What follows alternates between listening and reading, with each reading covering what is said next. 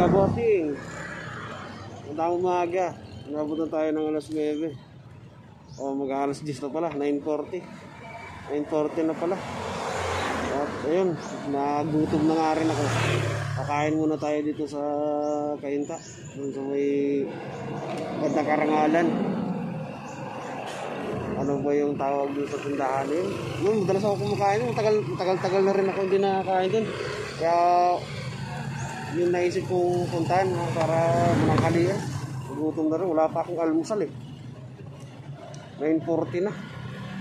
Ayun na, medyo may kita na rin naman. Kain muna tayo. Punta muna tayo dun sa paborito ko dating kainan. Only rice dun. Sulit dun.